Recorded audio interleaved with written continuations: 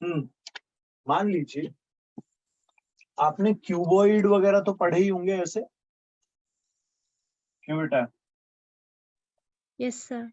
Cube, cuboid ऐसे हमने पढ़े हैं ना, इस तरीके से शेप्स। तो सपोज ये आपका ये जो ये है, ये पार्ट है ए वेक्टर से रिप्रेजेंट, ये हो गया बी, और ये या ये वाला ले लो, ये हो गया सी। तो अगर अगर आप बी क्रॉस सी करते हैं, ए क्रॉस बी करते हैं, ठीक है, या बी क्रॉस सी करते हैं, तो ये जो क्रॉस प्रोडक्ट होता है, इससे जो वेक्टर बनता है वो उन दोनों वेक्टर पे परपेंडिकुलर बनता है। क्यों बेटा?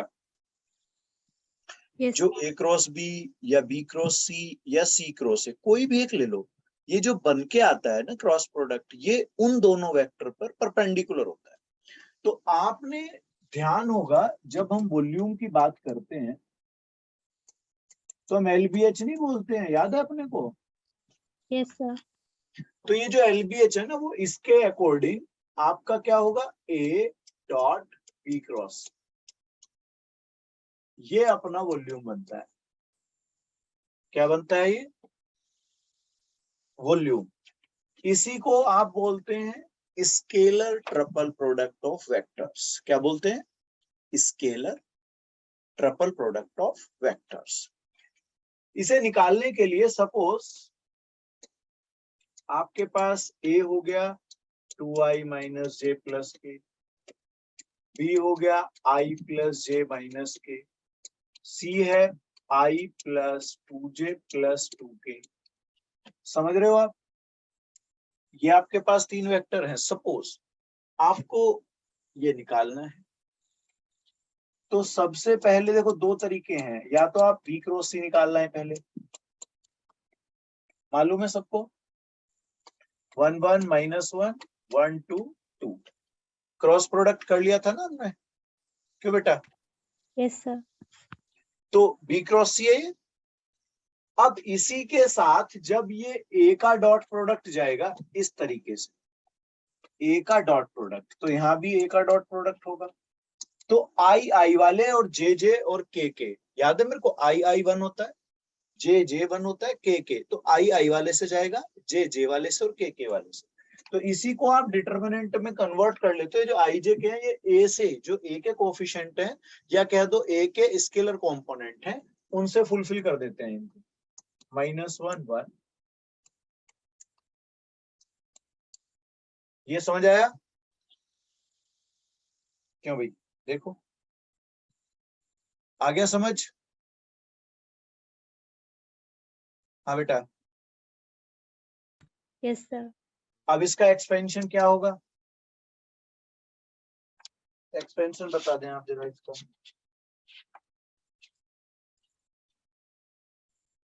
एक्सपेंशन क्या होगा बेटा? रिजल्ट बनाएं।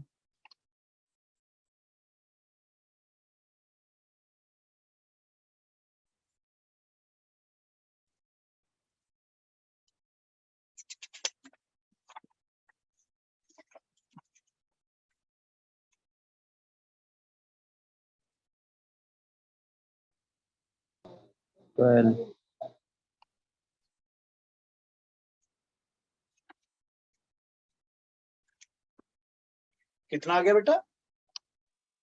12। 12। Yes sir.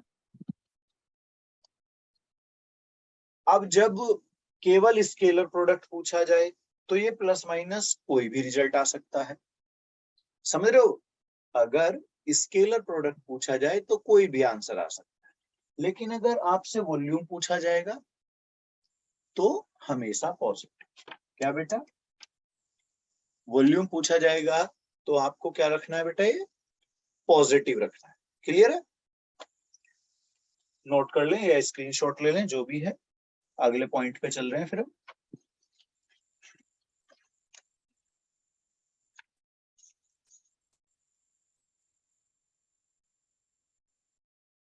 हो गया बेटा?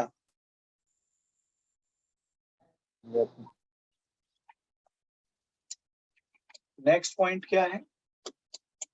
अब इसकी कुछ प्रॉपर्टीज देख लेते हैं। देखो, अगर A क्रॉस B और C बाहर हो, ठीक है, हाँ जी बेटा, तब भी वही। तो ये ना, ये जो A dot B cross C, चलो इसे मैं प्रॉपर वैसे ले लेते। ये जो आप अभी देख रहे थे A dot B cross C, इसे दूसरे तरीके में एक रेक्टेंगल शेप के अंदर ABC, रेक्टेंगल शेप के अंदर ABC ऐसे भी लिखा जाता है। A डॉट B क्रॉस को इस तरीके से भी रिप्रेजेंट कर सकते हैं। ये वेक्टर फॉर्म है इस तरह से, ठीक है। और ये साइक्लिक फॉर्म के अकॉर्डिंग A B C, तो इसे साइक्लिक फॉर्म में ऑर्डर ले सकते हैं, जैसे ABC या BCA या CAB। ये BCAB लिख सकते हैं आप, इसको CAB भी लिख सकते हैं। ये साइक्लिक फॉर्म, ठीक है, एक पूरा साइकिल टाइप का। देख रहे हो आप साइकिल टाइप का, ठीक है ना बेटा। इस तरह से भी आप इसको मेंशन कर सकते हो बेटा। सर ये खाली शो करने के लिए ही होंगे बस? हाँ, ऐसे भी पूछा जा सकता है। इसको भी देखो, ये स्केलर प्रोडक्ट को रिप्रेजेंट करता है, ये भी सेम चीज है। तो बहुत सारी बुक्स ऐसी पढ़ोगे जिसमें ये लिखा होता है, इस तरह से नहीं लिखते हैं। शॉर्ट पड़ता है ना, छोटा पड़ता है लिखना, ठीक है बेटा। Yes sir. हो गया नोट?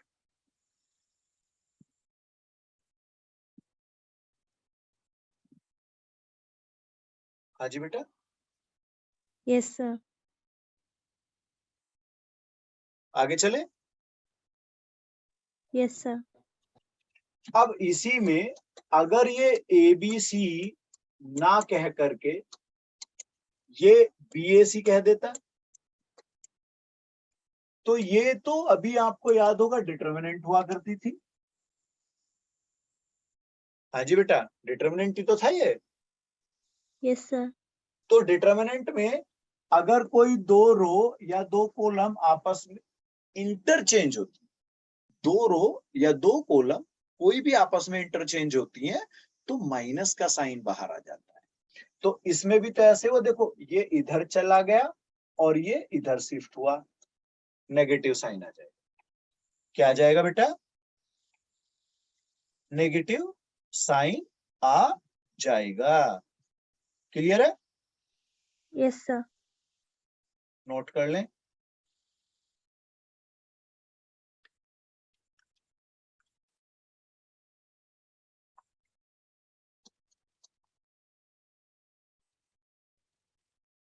हो गया? Yes sir. अभी मैं बात कर रहा था कि ये जो ABC लिखते हैं, ये तो डिटर्मिनेंट होता है। तो डिटर्मिनेंट में ऐसा भी तो होता है कि अगर कोई दो रो या कोई दो कॉलम सेम हो गए या इक्वल हो गए या प्रोपोर्शनल हो गए, तब भी तो जीरो होता है। मींस ये जो AAB या कह दो ABB, या ऐसे भी कह सकते हो A लैम्डा AB, ये सब वैल्यू क्या होंगी? जीरो। क्योंकि इनमें आप देखोगे तो आपको नजर आएगा कि डिटर्मिनेंट जब आप बनाओगे तो आपको दो रो या दो कॉलम सेम नजर आएंगी, या तो दो रो या दो कॉलम कोई भी सेम नजर आएंगी। जब दो रो या दो कॉलम इक्वल हो जाती हैं या सेम हो जाती हैं या प्रोपोर्शनल हो जाती हैं, तो क्या बोलते थे हम लोग? जीरो बोलते थे ना। Yes sir. तो इसी तरीके से ये पूरा एक जो आप फॉर्म देख रहे हैं, ये जीरो बन जाए। ठीक है बेटा, हो गया? Yes sir. अब आता है कोप्लेनर। ये कोप्लेनर हेडिंग डाल लो, और ये मैं इसको एक्सप्लेन कर रहा हूं, ध्यान से सुनिएगा बस इसको।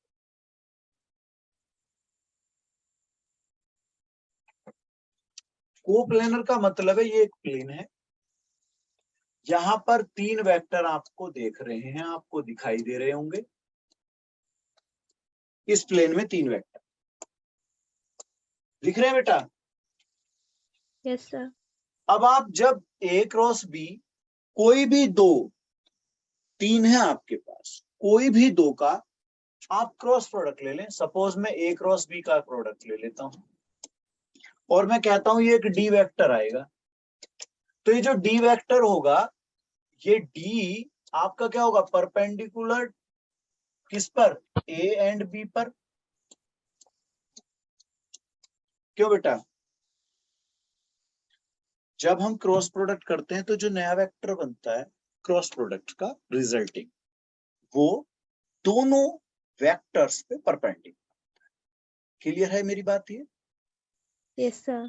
तो बेटा जब ये आपने एक क्रॉस बी करा और ये परपेंडिकुलर बन गया, किस पर, ए बी पर। और ए बी कहाँ है, जैसे मेरे हाथ है, इस हाथ पे दोनों लाइनें ड्रॉ हो रही हैं, ए बी, तो उस पे ऐसे परपेंडिकुलर हुआ ना, इस तरीके से।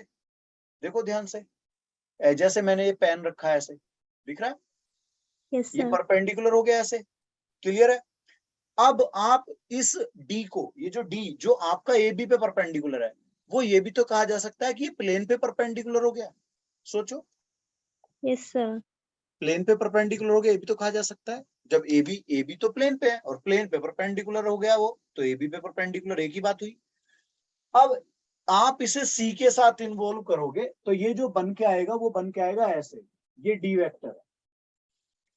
और लाइन जो आपने, सॉरी, ये जो परपेंडिकुलर डी वेक्टर बनाया, ये आपका सी के साथ, जो कि प्लेन में लाई करता है, उसके साथ 90 डिग्री होगा। फिर क्या होगा, सी के क्या सर। बनाएगा, ये परपेंडिकुलर सिचुएशन बनाएगा। Yes sir. इसका मतलब सी के साथ ए क्रॉस बी क्या देगा आपको आंसर। क्यों आया है जीरो? क्योंकि क्योंकि ए डॉट भी जीरो होता है अगर ए बी परपेंडिकुलर। अगर ए परपेंडिकुलर टू बी, इसका मतलब A dot B equal to zero. समझ गए हो? Yes sir. तो भाई सीधी सी बात है कि ये जो सी होगा वो ए बी तो डी वाला वेक्टर था, तो सी का dot product A cross B से जीरो होगा। इसी चीज को आप कह सकते हैं सी ए बी। अब सी ए बी हो, ए बी सी हो, या बी ए सी हो, तीनों की वैल्यू क्या होगी, एक तरह से जीरो। किस केस में? जब ये कोप्लेनर होंगे। जब ये कोप्लेनर। ठीक है ना बेटा, नोट कर लें इस बात को।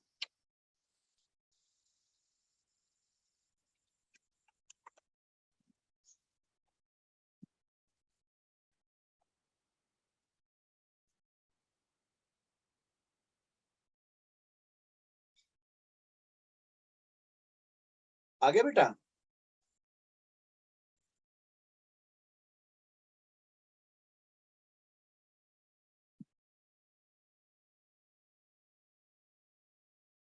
आगे चलूं बेटा?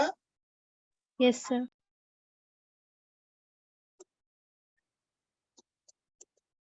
इसमें है find the value of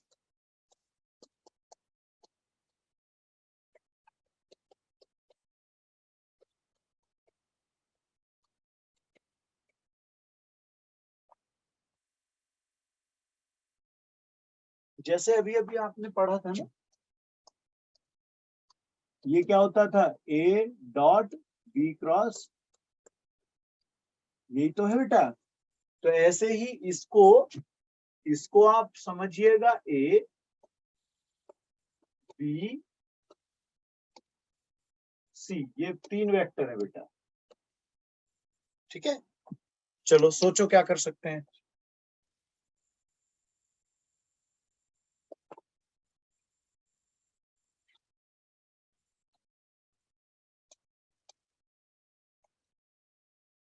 A B सी, ध्यान से लगाएं, कोशिश करें, ट्राई करें। क्या करना चाहिए वैसे? हाँ बेटा, क्या करना चाहिए, देखो ऐसे लिखेंगे ना इसको हम, ए प्लस बी डॉट, अंदर जाएंगे, बी प्लस सी क्रॉस सी प्लस ए। क्या ऐसे लिखा जाएगा बेटा? Yes sir. अब हमें ये चीज थोड़ी सी ध्यान रखनी होगी कि अगर ए का ए के साथ क्रॉस प्रोडक्ट होगा तो वो क्या होगा, 0। Yes sir. 0 क्यों होगा, क्योंकि इसमें एंगल 0 हो जाता है, 0 डिग्री। जब कोप्लानर या कोलिनियर वेक्टर होते हैं उनके बीच का एंगल 0 होता है, या पैरेलल वेक्टर होते हैं उनका क्रॉस प्रोडक्ट 0 होता है। तो यहां पर अब इसको जब मैं अंदर लेके जाऊंगा, ब्रैकेट एक्सपेंशन कह दीजिए, जो BC होगा एक तो, प्लस एक B क्रॉस A होगा, प्लस एक C क्रॉस C होगा, प्लस एक C क्रॉस A होगा। क्या ये बात समझ में आ गई? हाँ यस बेटा, सर। अब इसमें आप अगर ध्यान दे तो ये तो 0 बन गया, C क्रॉस C तो 0 बन जाएगा बेटा, A क्रॉस A 0 होता है जैसे टाइप पे। सेम वेक्टर प्रोडक्ट 0 होगा भाई, सेम वेक्टर से क्रॉस प्रोडक्ट 0 हो जाएगा। बचा कौन कौन,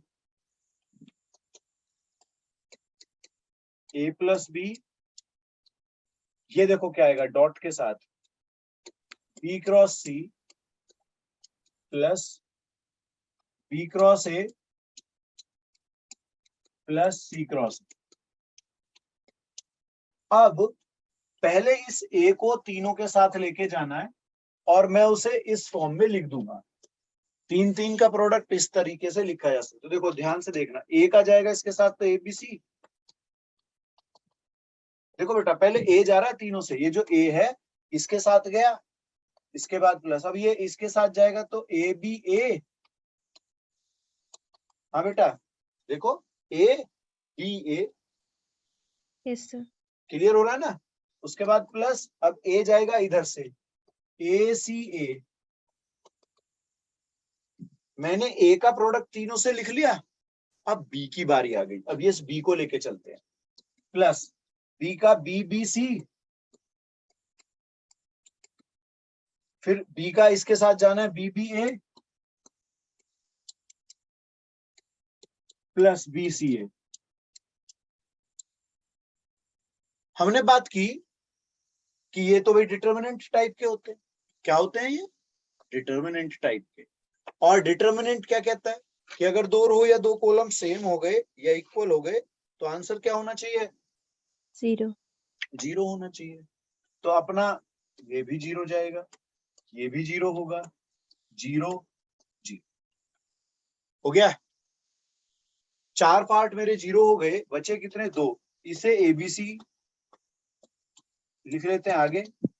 ये भी तो ABC ही है, साइक्लिक फॉर्म के हिसाब से देखो, ABC देख रहे हो आप, ये BCA लिखा है, BCA। तो BCA ABC CAB तीनों चीजें एक ही होती है, और ये हो गया ट्वाइस ऑफ ABC। ये मेरा आंसर। कंपटीशन लेवल में इसे लैम्बडा म्यू के एम ऐसा लिख दिया जाएगा 2 पे, या पूरा ही फॉर्म आपसे पूछा जा सकता है RHS। हो सकता है ये पूरा जैसे मैंने क्वेश्चन मार्क के ऑप्शंस में हो। ठीक है ना बेटा, क्लियर है बेटा, यस सर। लगा लो बेटा।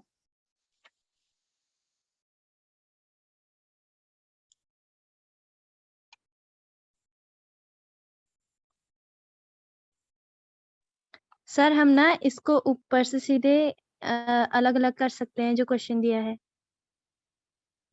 यहां से जैसे कि A vector plus B vector दिया तो हम 2 अलग अलग ब्रैकेट के अंदर A vector B vector C vector plus B vector C vector A vector बना सकते हैं।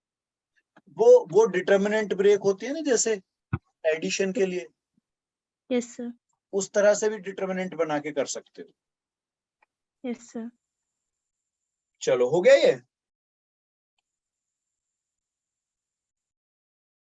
हो गया बेटा, आगे चलूं। यस। नेक्स्ट है वेक्टर ट्रिपल प्रोडक्ट।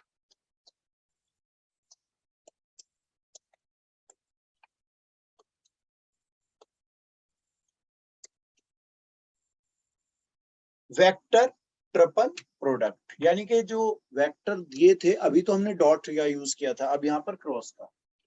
अब आप समझिए कि जैसे ए क्रॉस बी क्रॉस सी, ये वैल्यू आपसे पूछी जा रही है। ठीक है बेटा, क्या है ये? A cross B cross C. Clear हो गया? Yes sir. इसके लिए आपको थोड़ा ध्यान से याद रखना पड़ेगा, A C, A dot C B बाहर minus A dot B C बाहर, ऐसे याद रखना है। ये थोड़ा ध्यान से करेंगे।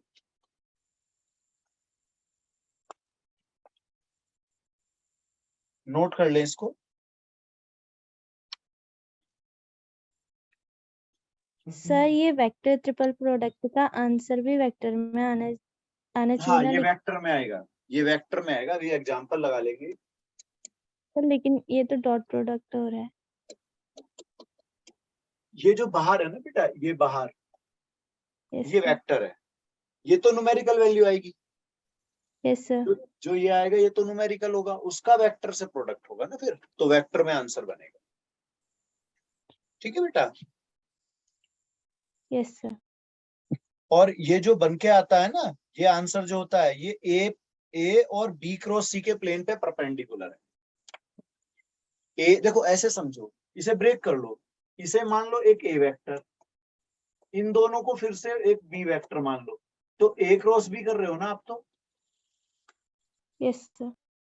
अब जब दो वेक्टर ऑलरेडी क्रॉस में हैं, ठीक है, तो इससे एक प्लेन की टाइप की इक्वेशन समझी जा सकती है कि भाई एक बी और सी पे परपेंडिकुलर वेक्टर बना है। क्या बना है? बी सी पे परपेंडिकुलर वेक्टर। ठीक है, अब इस वेक्टर से, ये एक वेक्टर फॉर्म है, इस वेक्टर का इसके साथ प्रोडक्ट हो रहा है, तो जो आंसर बना, मान लो इसे मैं डी वेक्टर कह देता हूं आंसर। ये डी जो होगा ये ए, ठीक है, और बी क्रॉस सी पर परपेंडिकुलर, ए पर परपेंडिकुलर होगा और बी क्रॉस सी का जो वेक्टर आएगा ना उस पर परपेंडिकुलर। ठीक है ना बेटा? Yes sir. अब इस पे एक एग्जांपल लगाते हैं। A equal to I plus J minus K, B equal to I plus two J plus two K, C equal to two I minus J minus two K. चलो अब पहले मैं एक काम करता हूं, मैं इस वाले को अलग सॉल्व करके लाऊंगा और इसे अलग करते हैं। पहले लेफ्ट वाला बी क्रॉस सी निकाल लें। याद है अपने को बी क्रॉस सी डिटर्मिनेंट वाला? Yes sir. तो देखो 1 2 2, 2 माइनस 1 माइनस 2, आई बाहर माइनस 4 प्लस 2 माइनस 2 आएगा। चेक करते रहे ना बेटा, कई बार जल्दी जल्दी बोलते हैं ना हम लोग तो गड़बड़ हो जाता है। फिर अपना माइनस 2 माइनस 4 माइनस 6, के लिए जाओगे माइनस 1 माइनस 4 माइनस 5, तो minus 2i plus 6j minus 5k। अब इसके साथ किसका प्रोडक्ट है? ए का। देख रहे हो आप, एक ए आगे, क्यों भाई? ए का प्रोडक्ट। Yes sir.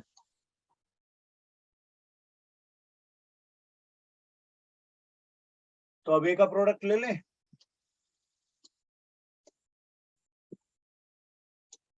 अब ये आएगा ऐसे, ए क्रॉस बी क्रॉस सी।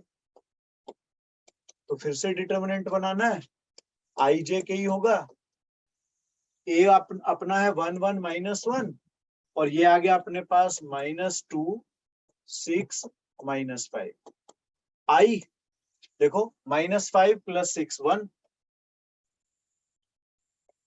माइनस जे माइनस 5 माइनस 2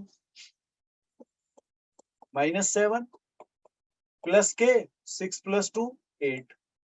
तो ये हो गया आई प्लस 7j प्लस 8k। तो ये एक आपका लेफ्ट पार्ट पूरा कंप्लीट हुआ है ना? हाँ बेटा। Yes sir. तो LHS कह दो आप। अब RHS Yes. ले लेते हैं।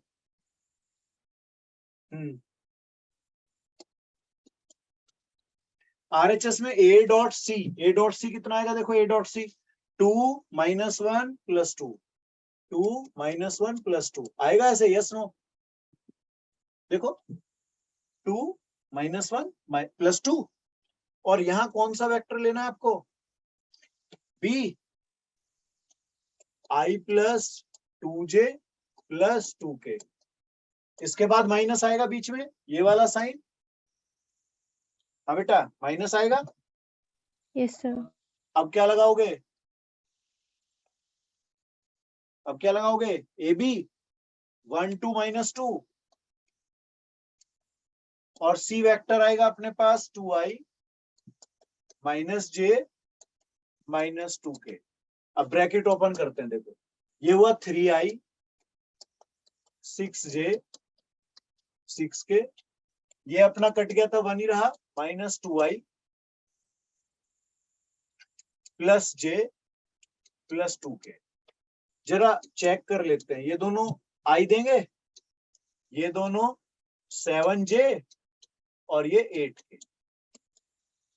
क्या ये दोनों सेम नहीं आ गए? हाँ बेटा, सेम आ गए। Yes, sir. इसका मतलब ये वेरीफाई हो गया। ठीक है ना बेटा? यानी Yes, ये sir. जो आपकी आइडेंटिटी कह दो या जो कंसेप्ट है, ये ट्रू है। ओके, हो गया बेटा? Yes, sir. आगे चले बेटा।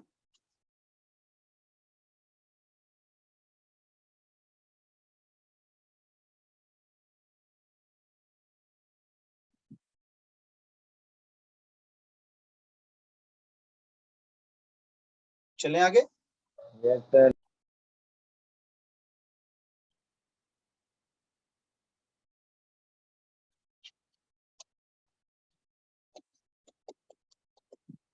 नेक्स्ट है अपने पास कि भाई एबीसी जो है वो नॉन पैरेलल यूनिट वेक्टर्स हैं। क्या है ABC?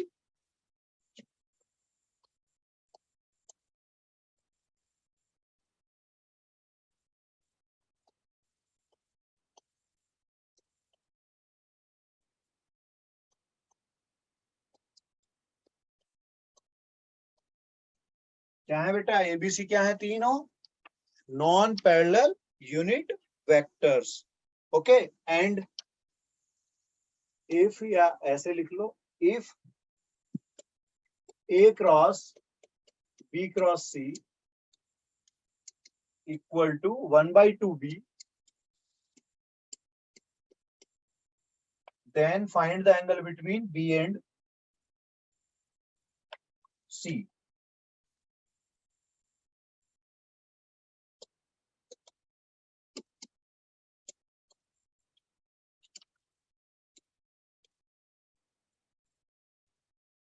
Then find the angle between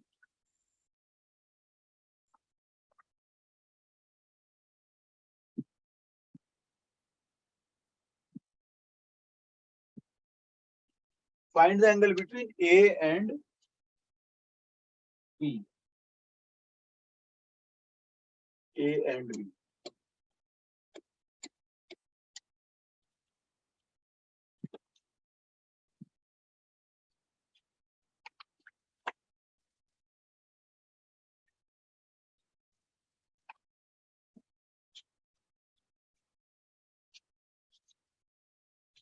थोड़ा सोचेंगे।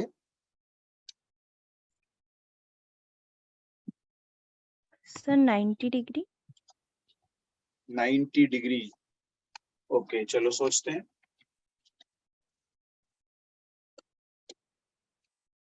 अगर मैं इसको अप्लाई करता हूं तो AC B बाहर माइनस AB C बाहर, ऐसा होगा? क्यों बेटा? Yes. इसके साथ में ऐसे करके ये 0 और ऐसे C ले सकता हूं। Yes sir. तो जब मैं कंपेयर पे जाऊंगा तो AC कितना हो गया 1/2, A डॉट C कितना हो गया 1/2 और A डॉट B कितना हो गया भाई 0। सो A क्या है B पर परपेंडिकुलर, तो ऑब्वियसली एंगल जो है अपना 90 डिग्री हो गया। तो AB की तो अगर ऐसे पूछी जाएगी तो AB तो ऐसे निकल गया, लेकिन कई बार ऐसा हो सकता है कि वो AB ना पूछ करके और AC पूछ लेता, AC के बीच का एंगल। तो क्या करेंगे अब, जब AC के लिए जाओगे तो A डॉट C कितना है अपने पास 1/2। A डॉट C क्या होगा A C cos थीटा ले लो या अल्फा ले लो, अल्फा लिख लो, चलो 1/2 होगा। क्या कहते हो? Yes sir. अब उसने कहा कि ये तो यूनिट वेक्टर है, मतलब इन सब के जो मैग्नीट्यूड होंगे वो तो 1 होंगे। क्या होंगे 1? हाँ जी बेटा। Yes sir. तो ये तो 1 हो गए, इसका मतलब cos अल्फा 1/2 और cos 60 गया क्या? क्यों? यस 60 डिग्री होता है ना बेटा। तो ये हो सकता है AC का एंगल पूछ। Okay, yes sir. लिख लीजिए।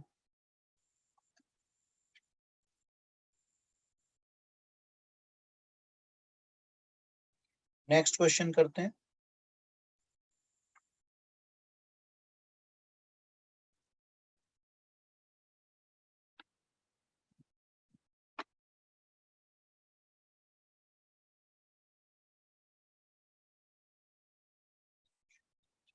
कर दूं आगे?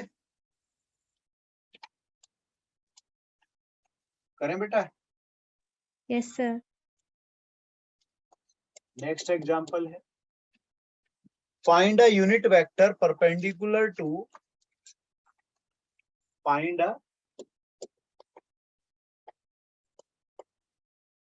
यूनिट वेक्टर परपेंडिकुलर टू, एक वेक्टर आपके पास है 3 to 6 वाला, 3i 2j 6k, एंड इसके साथ एक कंडीशन जोड़ी है कोप्लेनर की, and coplanar with the vectors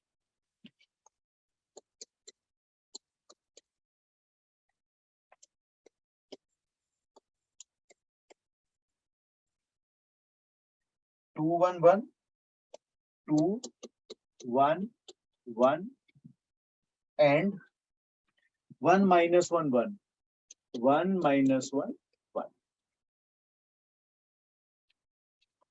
ध्यान से सोचना, थ्योरी अभी कुछ बताया था मैंने इसको लेकर के।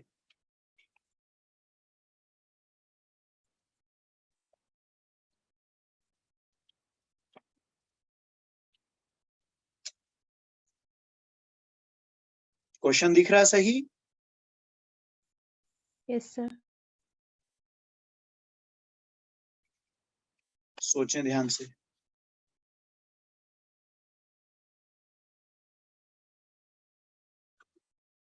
तो 3i क्या 15j के -1। चलो अभी हमने जो थ्योरी पढ़ी थी जरा उस पर विचार करते हैं। हमने कहा था कि जब A cross B cross C बनता है तो इन दोनों के जो मतलब इन दोनों का जो प्रोडक्ट है वो एक प्लेन की तरह ट्रीट किया जाता है कि भाई ऐसे थे वो और ये बन गया A क्रॉस B। समझ रहे हो? ये A क्रॉस B था, तो ये जो A क्रॉस B है वो ये वेक्टर है, इसका मतलब यहाँ कोई प्लेन होगा जहां पे दोनों वेक्टर होंगे क्योंकि दोनों परपेंडिकुलर है। क्यों भाई? समझ रहे हो? दोनों परपेंडिकुलर है। तो ये जो वैल्यू निकालने के लिए बोल रहा है ना, इसमें आगे लगा दो लैम्बडा, क्योंकि मुझे पता नहीं है न्यूमेरिकल वैल्यू क्या होगी। ठीक है भाई, आई समझ में? अब इसे निकाल लेते हैं, A cross B cross C निकाल लो पहले। अब A cross B cross C क्या होता है, ए सी बी बाहर minus A dot B C बाहर। ए डॉट सी क्या आएगा, 3 - 2 6। क्यों भाई?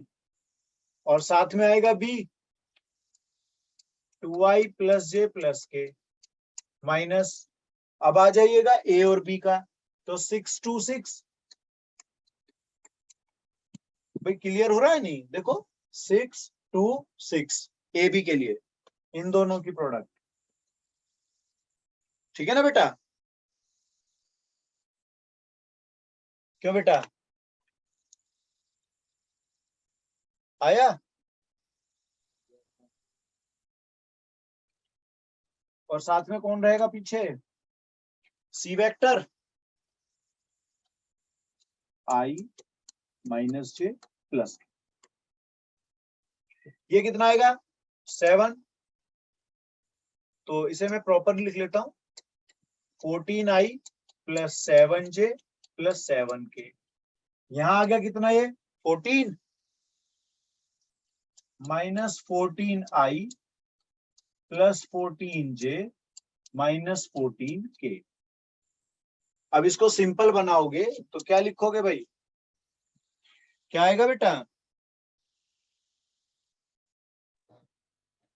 5 + 21 भाई ये तो हट ही गए, तो 21j - 7k ऐसा आएगा क्या?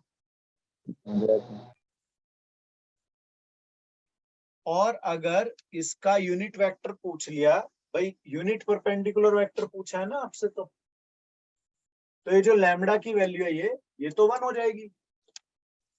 मतलब सॉरी, ये यूनिट वेक्टर बनाना ना, तो ये तो आराम से हो जाएगा।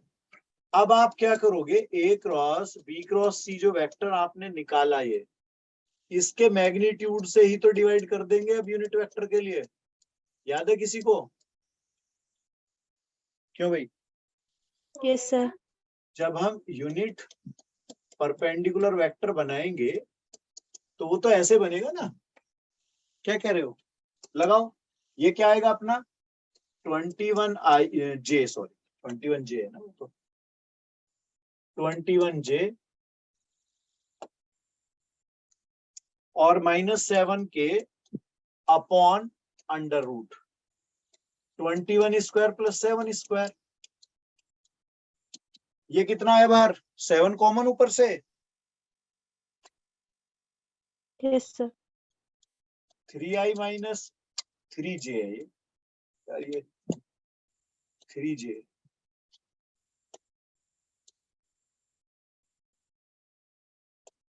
तो ये हुआ 3j - k अपॉन, ये 7 बाहर आएगा और ये 9 + 1 7 हट गया, 3j - k अपॉन √10। ये मेरा आंसर बना। देख ले एक बार बेटा, एक बार ध्यान से देख ले इसको फिर से।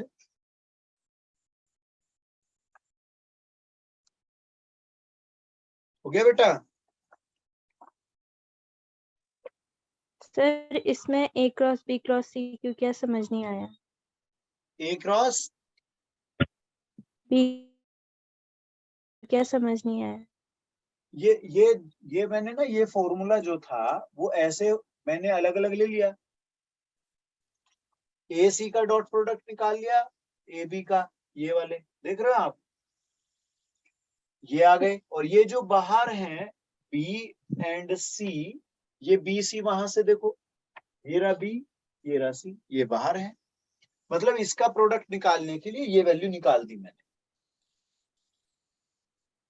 इसकी वैल्यू निकालने के लिए ये सॉल्व कर लिया। ठीक है बेटा? Yes sir.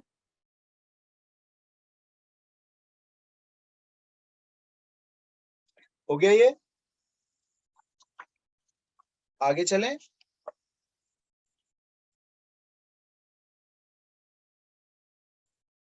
एक ये नोट कर लेना,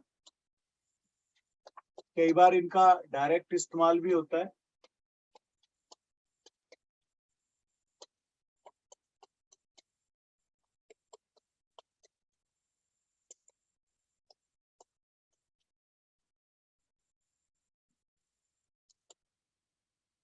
ए बी, बी सी, सी ए, ऐसे क्रॉस में है ये पेयर्स, और ये होता है ए बी सी का होल स्क्वायर के।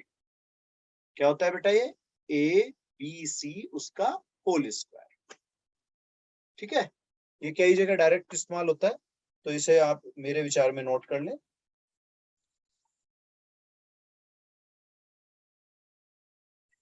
आगे देखते हैं। नेक्स्ट हेडिंग है reciprocal system of vectors.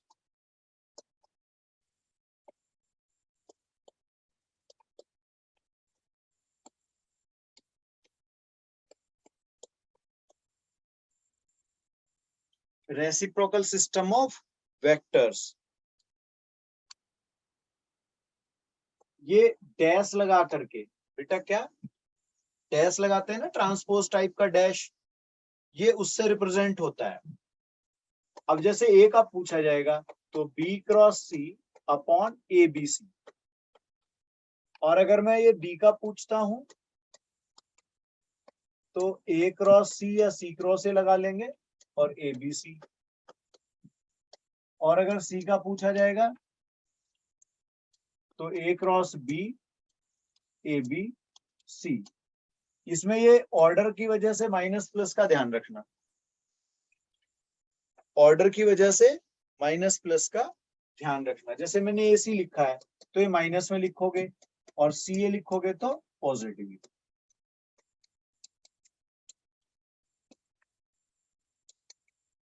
Clear हो गया? रेसिप्रोकल सिस्टम ऑफ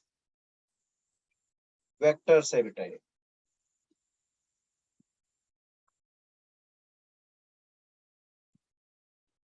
नेक्स्ट बढ़े बेटा, एग्जांपल आगे आगे लगाएं।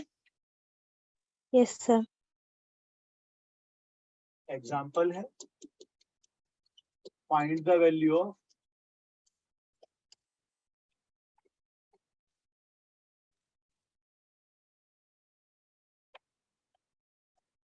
ए डॉट आई, आई बाहर, प्लस ए डॉट जे, जे बाहर, ए डॉट के बाहर। इसकी वैल्यू पूछिए बेटा।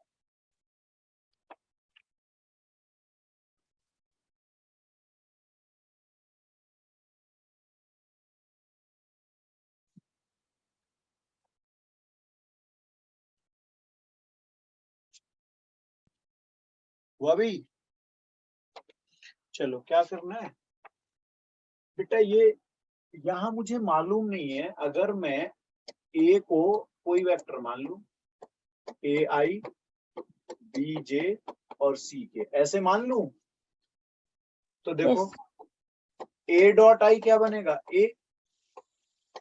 ए डॉट जे बनेगा बी, ए डॉट के बनेगा सी। क्या ये बात क्लियर हो गई? Yes sir. देख लो, आई का आई से जाना है, जे वाला जे से जाएगा, के वाला के से प्रोडक्ट जाएगा, तो ये रिजल्ट्स मेरे बन जाएंगे। अब उनको ले लेते हैं। देखो, ए डॉट आई के साथ बाहर आई है, ए डॉट जे के साथ जे, ए डॉट के साथ के बाहर। अब ये चीज बन के क्या आ गई? ए आई हो गया, बी जे हो गया, सी के हो गया, ये तो ए वेक्टर आ गया भाई। क्यों बेटा? यही चीज तो ए वेक्टर थी। आया बेटा? Yes sir. तो इस तरीके से मेरा रिजल्ट बन गया बेटा।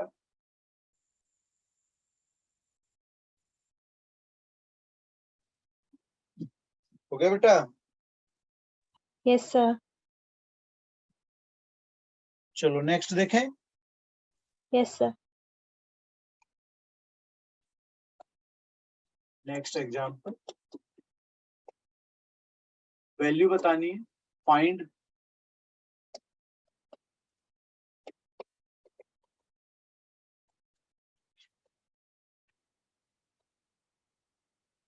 I cross A cross I plus J cross A cross J plus K cross A cross K। इसकी वैल्यू बेटा पूछेंगे, ठीक है। सोचो जरा ध्यान से।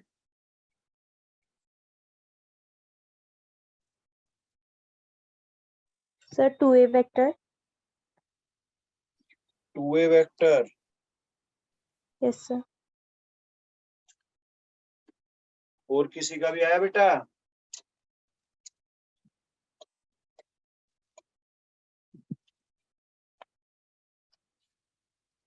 तो यहां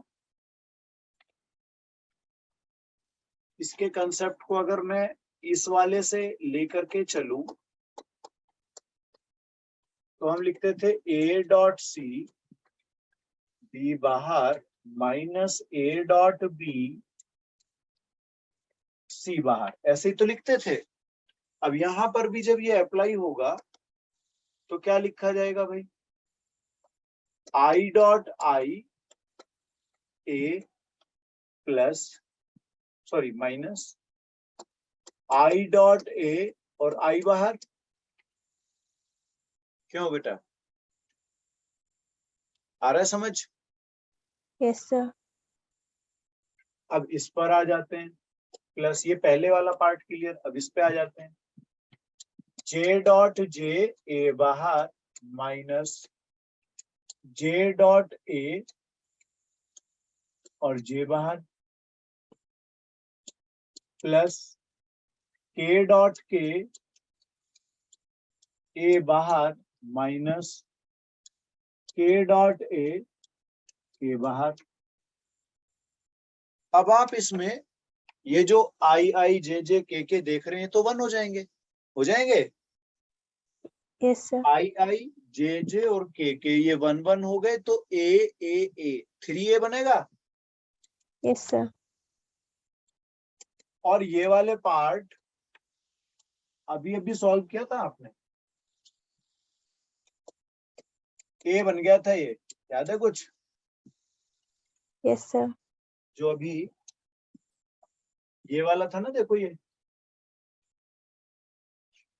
तो A बन गया था ना,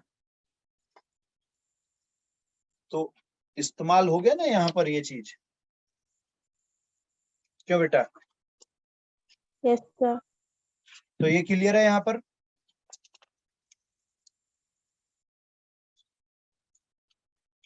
हाँ बेटा, यस सर। आगे चले।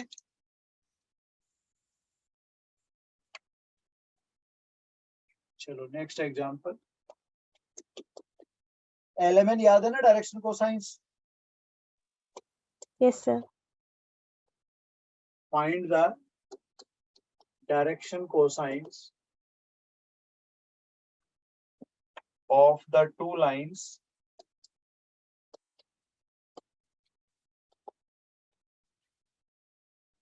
which are connected by the relation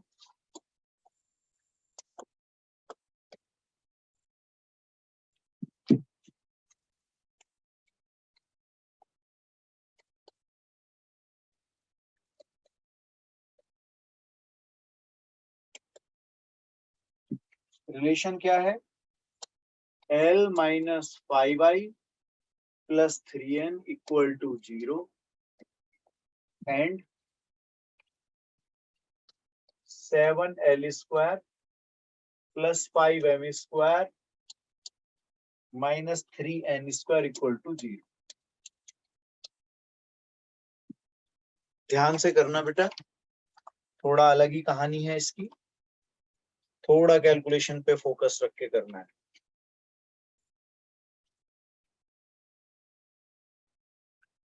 Divyanshu का भी नहीं आया। यहाँ अगर मैं यहां से L निकालना चाहूं तो क्या लिखोगे L इक्वल टू बेटा?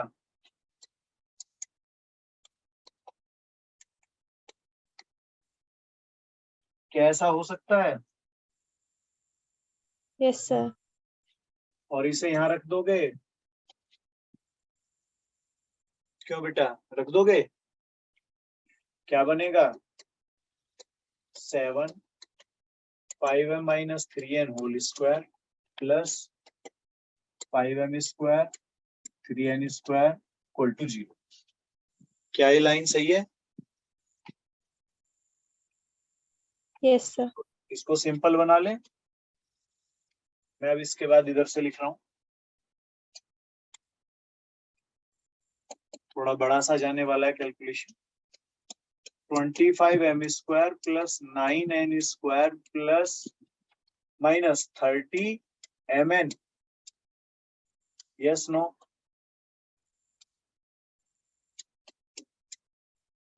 क्यों बेटा ऐसा बना?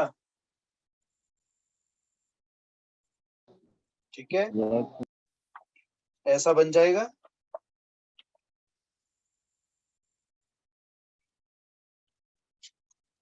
ये कितने हो जाएंगे m square? 175 M square. Plus 5 180m square. ऐसा आएगा। Yes, sir. Yes, 60 N square. 63 में से गए तो 60 बचेंगे।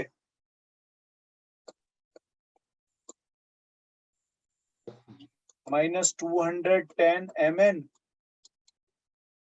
ऐसा होगा। Yes, sir. ये 0 तो हटी गई, क्यों? 10 से डिवाइड हो गया सीधा, Yes, sir. और 3 से भी हो जाएगा। क्यों भाई?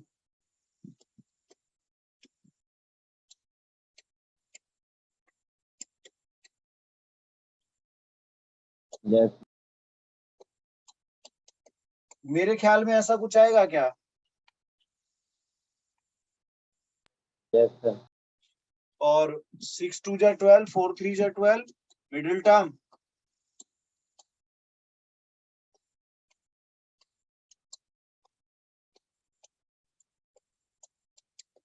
ऐसा हो जाएगा यहाँ पर मिडिल टर्म वाला। क्या बना? 2m common, 3m minus 2n, यहां से n common, 3m minus 2n equal to 0, 2m minus n, 3m minus 2n equal to 0। यहां से m की दो वैल्यू बनेंगी किस तरीके से? m इक्वल टू n/2 और m इक्वल टू 2n/3। ऐसा होगा। क्यों बेटा? Yes, sir. अब एक बार जब ये वाली वैल्यू यहां जाएगी, देखो इस जगह पर ये जो m है वो यहां आएगा जब, तो यहां से l क्या बनने वाला है? ये हो गया 5n/2 माइनस 3n। ये जाएगा यहां पर तो 5n/2 होगा ना, तो माइनस n/2 बचेगा क्या? सोचो। अभी माइनस n/2, और जब ये जाएगा तो 10, ये प्लस का 1/, वो बचेगा l equal to n/2। 3M. Plus वाला बचेगा ना? Yes.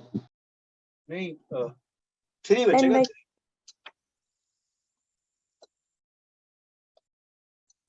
वो एलसीएम में 3 आएगा ना, 3 बचेगा। समझ रहे हैं यहाँ पर?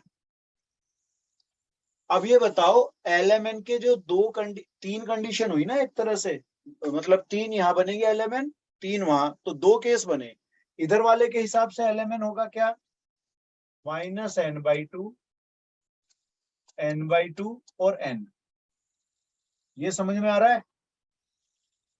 -n/2 -n/2 n/2 n, ठीक है। अब इधर क्या आएगा? lmn n/3 2n/3 और n, ये बनेंगे। Yes sir. अब जो कॉमन चीज होती है उसे हटा दिया जाता है ना, क्यों बेटा? जैसे n हटा दोगे और 2 की मल्टीप्लाई मानोगे तो ये क्या बनने वाला है? यहां लिख लेते हैं। दो केस बने, जो इधर वाला बनेगा ये बनेगा -1 1 एंड 2, ठीक है। ये l m n हुए। अब दूसरे वाले में जाओ, इधर ये 3 n हट जाएगा और 3 की मल्टीप्लाई हो जाएगी, तो 1 2 3 ऐसे होंगे। ये l m n, तो इन्हें 1 1 मान लेंगे और इनको 2 2, क्या बेटा? एक हो गए 1 1 1 और एक हुए 2 2 2। तो ये क्या है? ये आगे डायरेक्शन रेशियो। अब यूनिट वेक्टर से डिवाइड करते थे, याद है, कोसाइन निकालने के लिए। इसका यूनिट वेक्टर बनेगा √6, इसका 14। हाँ बेटा, भाई √x² y² z² टाइप बनाओगे जब, ये √14, ये √6, तो आंसर क्या आएंगे? -1/√6, 1/√6, 2/√6। इधर क्या आएंगे? 1/√14, 2/√14, 3/√14। ये आंसर है, ठीक है। देख लो बेटा इसे। हाँ जी बेटा। Yes sir. चलो यहीं पे ब्रेक ले रहे हैं अब।